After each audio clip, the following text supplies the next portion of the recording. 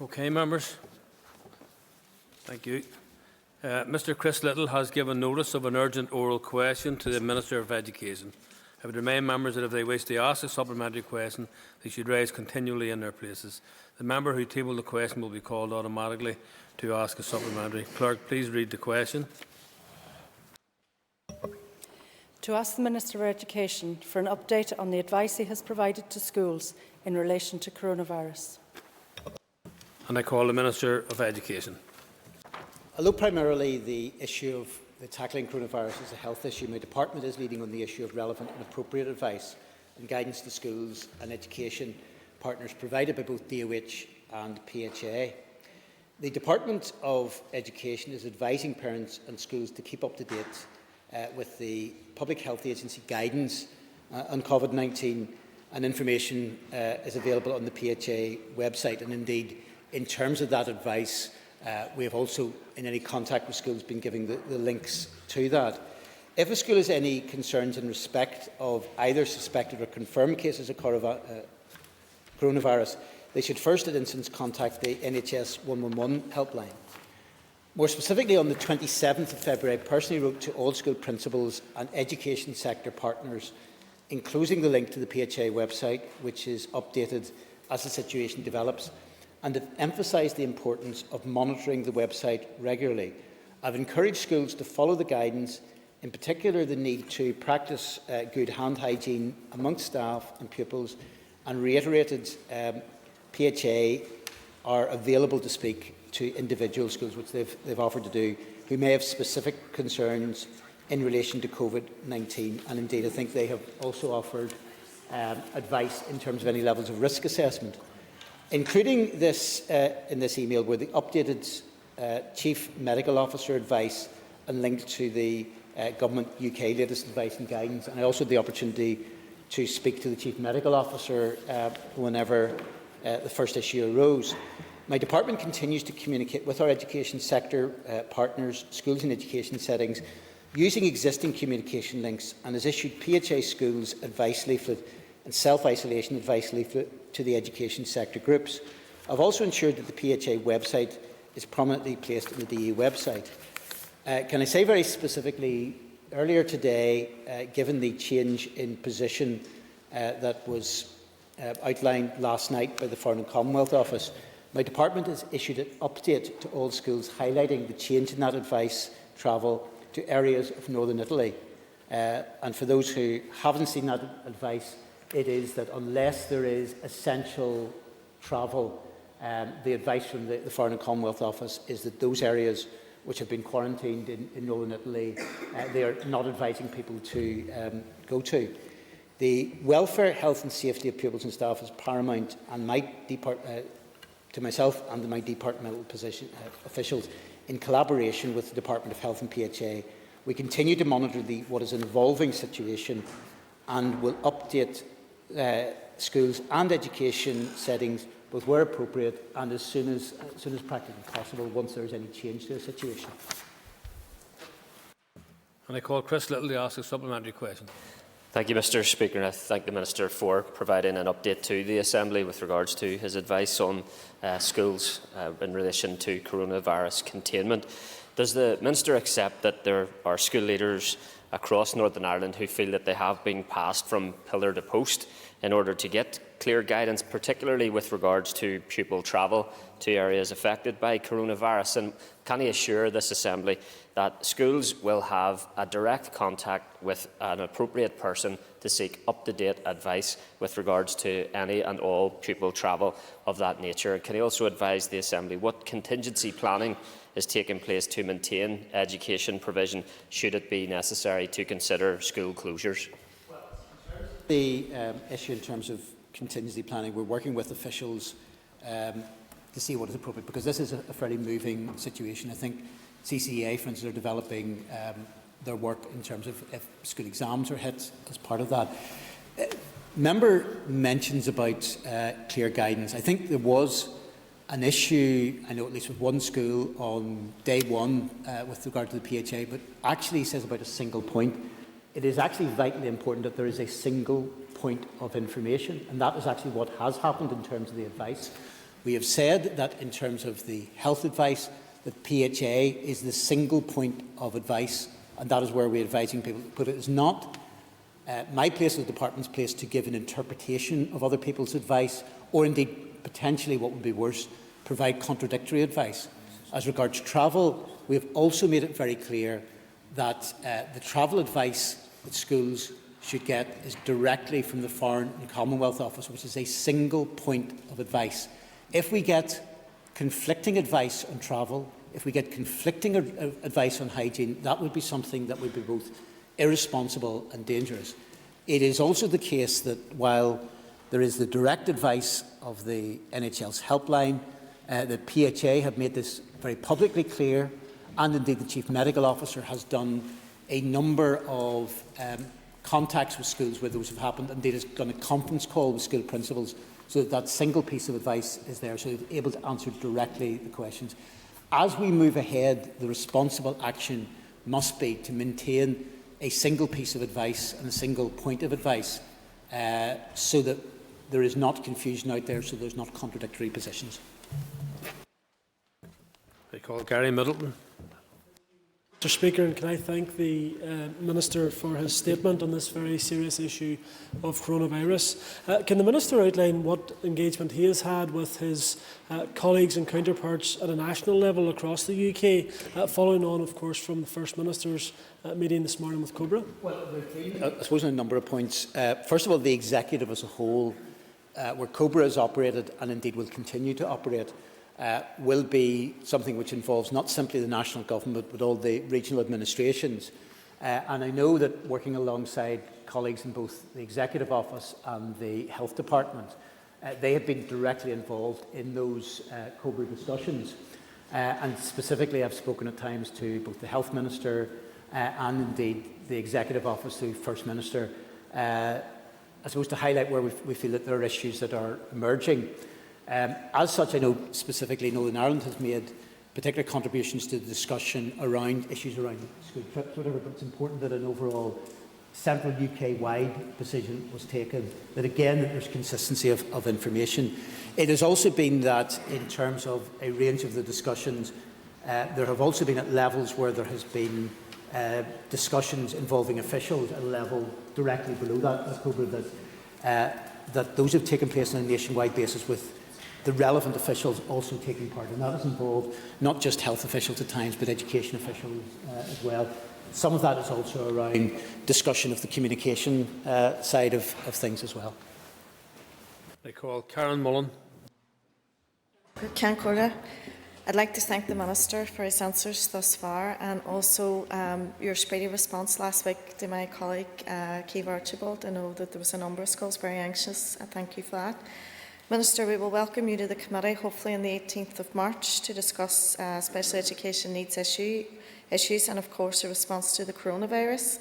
The committee has written to your department seeking clarity in respect of trips and deep cleans, so I thank you for your updates today.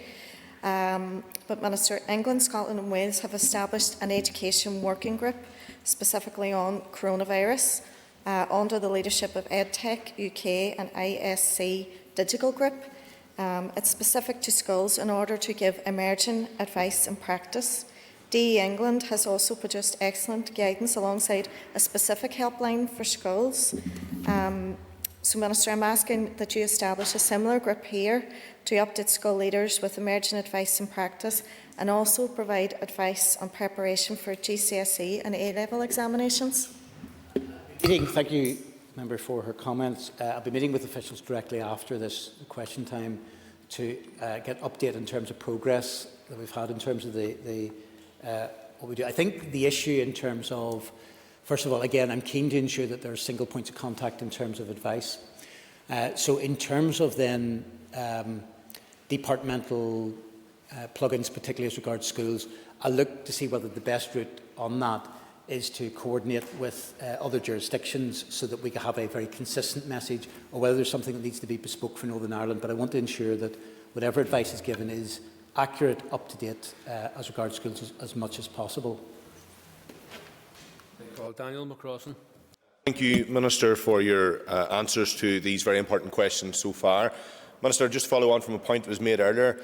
Principals have been telling me that they feel very much isolated, for want of a better description, that EA have been unhelpful. There's been no clear guidance, no policy, and they're under huge pressure to make the right decision in the interest of their children and their staff.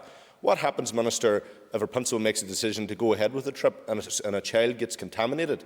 Who's liable in that case, Minister? In the circumstances of that, if they're making a decision which goes against Foreign and Commonwealth Office advice, the advice is to take a look at where the expertise. I know there has been, over the last few years, question marks at times on whether we listen to experts, whether we don't. It strikes me as a no-brainer to say, actually, we should be going to the best sources of information, which in terms of travel is the Foreign and Commonwealth Office, best source of information in terms of public health, which is the PHA. I think there may well have been an issue that on day one there was some level of confusion. The advice I think that PHA have been given, and there has been very clear guidance given to schools, which is to say not only are PHA the advice to follow in terms of the health side of it, but also actually then we've not simply been saying, well, go and look at the PHA. We've been giving the direct links to PHA advice, similarly with the Foreign and Commonwealth Office advice. So I have to say, in terms of and the power with any public health agency side of things, certainly at the time being, is that advice can be given. There is no, from that point of view, as with the public as a whole, they can give advice to schools, they can give advice to individuals. Whether individuals will choose to follow that advice is something which lies beyond the power of any public health body or indeed the Foreign and Commonwealth Office. But I would say that people will be very well advised to follow the specific advice. That means we're taking the issue seriously, but also we've got to approach this also in a measured manner. And we've seen, unfortunately, in other aspects of this, not through the school system, where sometimes there has been irresponsible panic has set in some cases actually criminal behaviour has happened, particularly around the issue of sanitisers. That is something which is not acceptable. But the reality is that if we keep a single message, single points of contact on the particular points, that is the critical aspect. People ultimately will have to make their own decisions, but I would strongly urge them to follow the expert advice. I call Robbie Butler. Mr. Speaker, and I thank the Minister for coming in at short notice on such an important issue.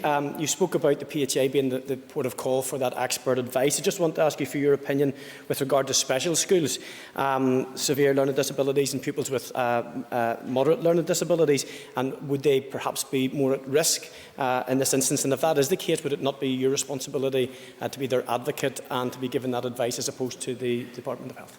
Look, we'll continue to raise issues nationally on that basis. But again, it is not my place to second-guess the quality of advice that is coming from PHA. They will give specific, and indeed, if they feel that there is specific advice needed to particular schools, and it may be because there's particular circumstances have arisen in a school, or it may be because of the nature of the school, they will give that advice. We will certainly make sure that PHA are aware of the issue. But, I'm not a clinician, nor indeed are any of the excellent staff in my department clinicians in that regard. We have got to follow the direct medical professional advice, and that is the most appropriate route for us to do so. I call Claire Bailey. Speaker, and I thank the Minister for his update on the work that's going on with his counterparts across the UK. Could he maybe give us an update on what is being done across this island with his counterparts, just given that this is our school children will be moving about this landmass in particular, rather than having to travel abroad? Well, I think the issue in terms of movement across the border, obviously we have a seamless border. Obviously we will keep in touch with all aspects of this. Very specifically, there's a national response, which is why we are plugging into COBRA and the bodies that arise out of that. I would say that in terms of movement, we have seen cases, obviously throughout the world, but we've seen cases throughout different parts of the island in that regard. And I think from that point of view,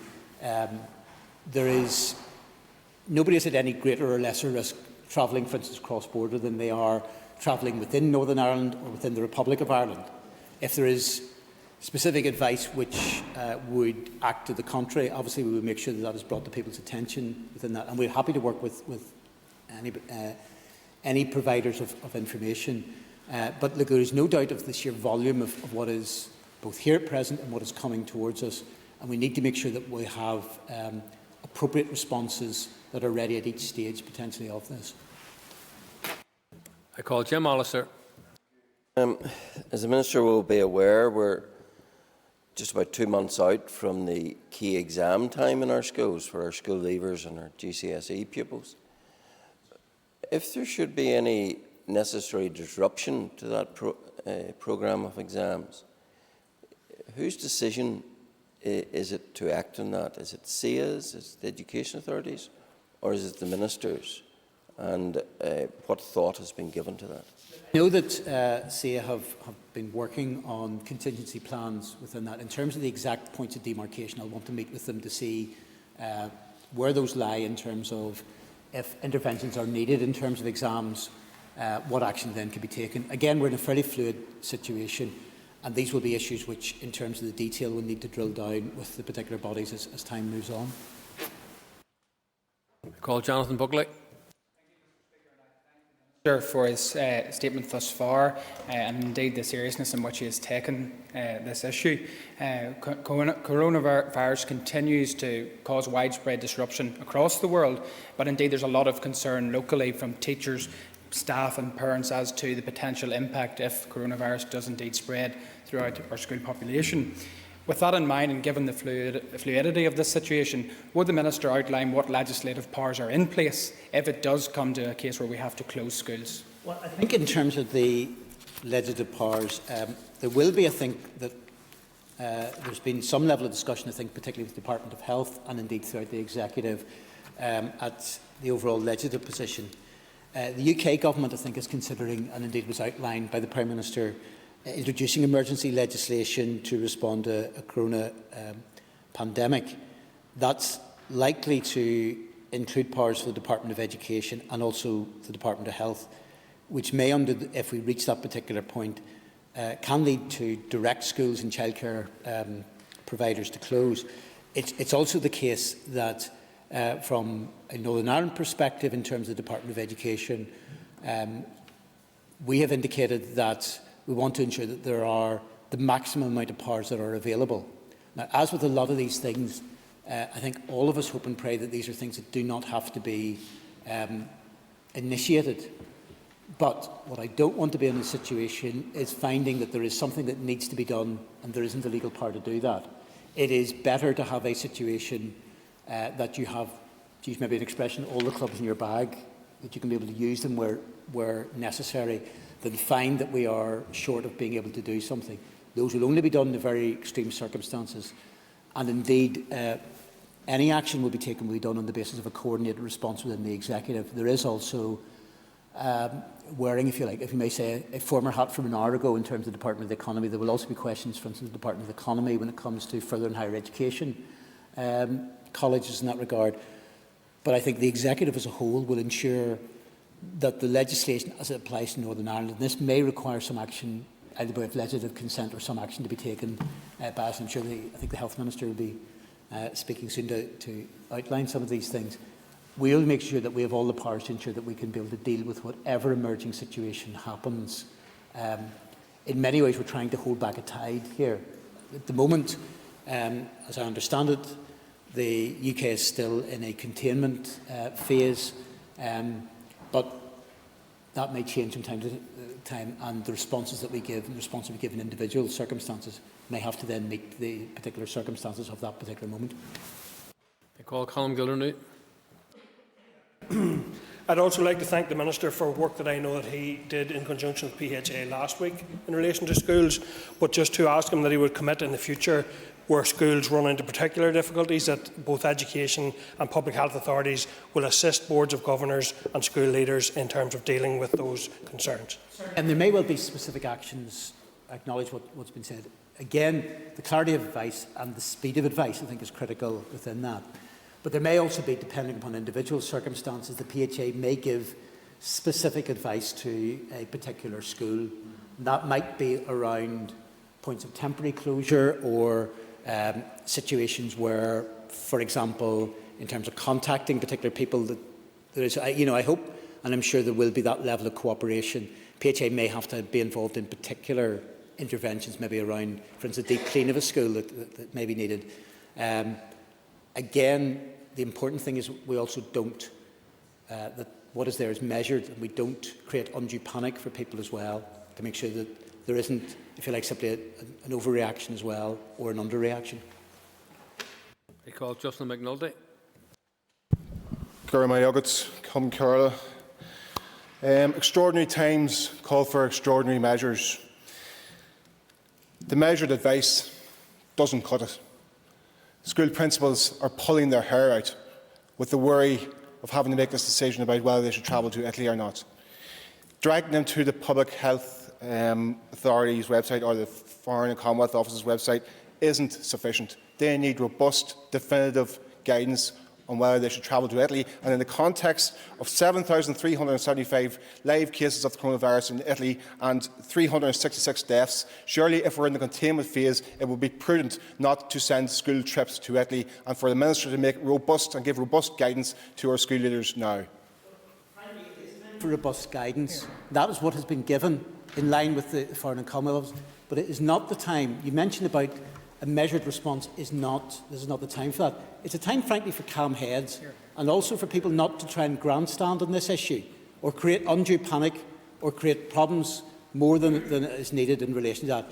And consequently, we need to follow the professional health advice, which in terms of travel is the Foreign and Commonwealth Office. Now, if we're going to send out ranges of contradictory advice, and maybe the member wasn't listening earlier on, but in terms of the Foreign and Commonwealth advice, changed last night, we have made sure that before lunchtime today, all schools have been notified of that change in advice, with a change in indication of the advice not to go to Northern Italy, and specifically the 16 million region that has been identified, unless it is something, indeed for anyone, unless it is something that is absolutely essential for them to be there. So that clear-cut advice is doing it. But I have to say, showboating or grandstanding on this issue from anyone is not helpful to this situation. We have got to do this in a calm, measured way to try to ensure that the most accurate advice is given, that the most professional advice is given, and to urge people to follow that. Paul William Irwin. Thank you, Mr. Speaker. And can I thank the Minister for a statement to the House on this serious issue. What powers does a school principal have if there are concerns that there's an outbreak, a danger of an outbreak in their school? Well, I think in terms of the direct powers, they have the opportunity to think on advice and take, if you like, operational decisions, for example, in line with whatever advice they're getting out of the PHA. Potentially that may be for a temporary closure of the school. They have that opportunity. Clearly, I think school principals will want to liaise with school governors, but I think that if a school principal took a view in line with PHA advice that particular action needed to be taken, I can't imagine any set of school governors would want to stand in the way of that. So they do have that opportunity. There will be wider powers that will be looked at from the point of view of the Department of Education and the Department of Health as the legislation moves through, and that should be able to answer those particular circumstances as well. I call Sinead Bradley. Mr. Speaker, I appreciate that most patients unfortunate enough to contract COVID-19 will only suffer a mild illness, but unfortunately there are that vulnerable group of people who will be fearful of extracting something much more sinister. And I would ask the Minister, given that that cohort do exist in the school environment, be it children who are more vulnerable or employees and staff there, could the Minister acknowledge that the PHA advice is quite generic? And I appreciate he doesn't have a clinician's voice to add to this, but they will look to him as a Minister for Education to be heard. And could I also ask, can he give an assurance that there's enough soap in schools for children and staff to wash their hands at regular basis, and that they're resourced? In terms of the latter question, I've asked that from the department to contact the EA today to make sure that is the case. It has not been helpful. That unfortunately, as I said, we've seen a number of people, in some cases either panic buying, in some cases levels of theft of soap. We will make sure that there is sufficient resources to ensure that there is hygiene that is there, and I think that would be a key priority. I think it is important. The PHA will need to take the individual circumstances into account where this can operate and give that level of advice. But again, it's not my role to particularly second-guess that advice.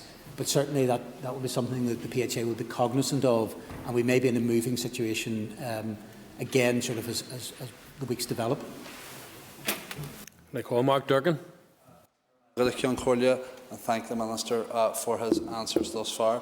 I appreciate, as the Minister has outlined and then underlined, the role to advise lies with the PHA.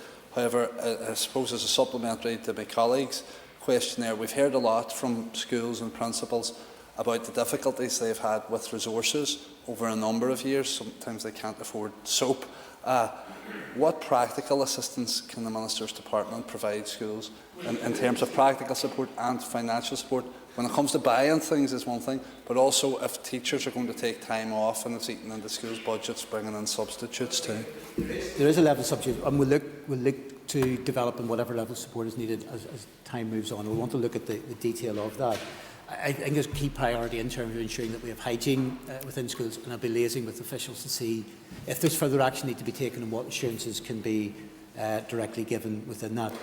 As I said, it's not my position to second-guess that health advice. As regards to the overall budget situation, obviously there are very challenging positions within that. I would think that clearly, for example, now, given the change in the position of the Foreign and Commonwealth Office advice, and also the fact that allied to that, as I understand it, I think the decision taken over the weekend in Italy was actually to close access to a number of the ski resorts, for example. That will, in many cases, make particular trips, even if there is a desire to do them, effectively null and void in the sense of the ability to even physically to be there or to be able to use that. I think under those circumstances, the levels of insurance that can be provided will give a very strong route for schools to be able to claim that. We should remember that in terms of the cost of most of these trips will be borne actually by parents, but again, there'll be the opportunity to be able to do that. People have got to, I think, follow the health advice and follow the expert advice as we move ahead. And that concludes this item of business. Members, I have received notice from the Minister